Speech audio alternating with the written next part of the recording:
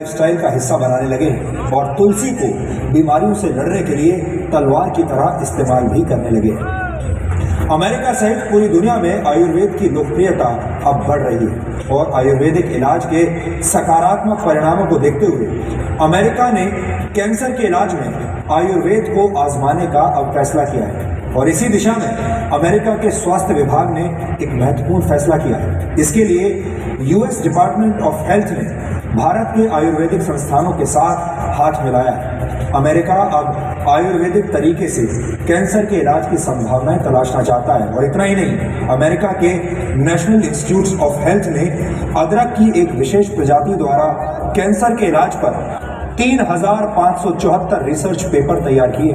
इसके अलावा NIH ने हल्दी से कैंसर के इलाज पर भी 1,161 रिसर्च पेपर्स तैयार किए।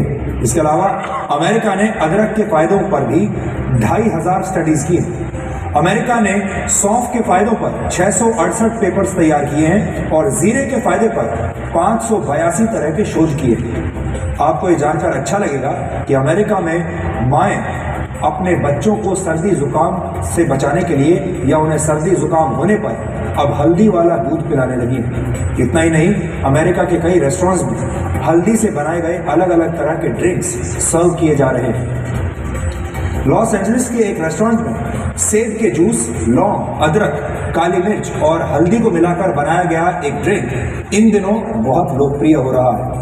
अमेरिका के कई रेस्टोरेंट्स में और कॉफ़ी शॉप्स में आपको टर्मरिक कॉफ़ी आसानी से मिल जाएगी। इसे टर्मरिक लाते भी कहते हैं।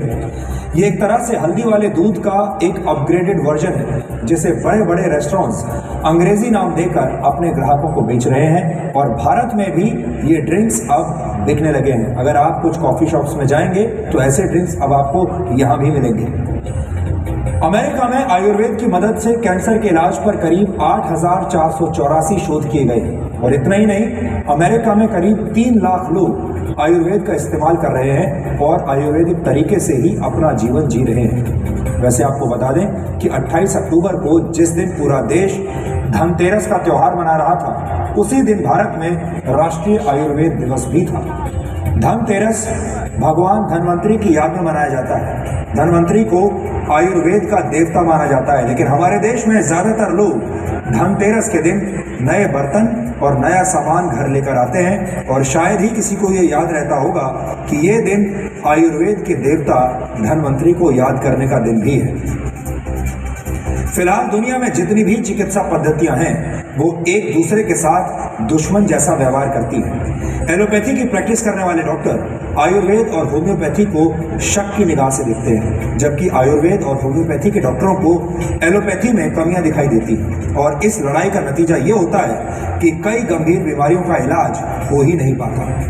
हमें लगता है कि सभी चिकित्सा पद्धतियों को एक दूसरे के लिए पूरक का काम करना चाहिए।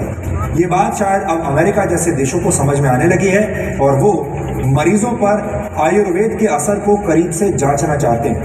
आयुर्वेद तरह तरह की बीमारियों से जूझती दुनिया के लिए एक वरदान साबित हो सकता है। इसलिए हमने शुद्ध भारतीय इलाज यानी आयुर्वेद का एक DNA टेस्ट आज किया और हमें लगता है कि आप भी अपनी स्वास्थ्य संबंधी समस्याओं के लिए आयुर्वेद को आजमा सकते हैं। आयुर्वेद में अपार संभावनाएं हैं।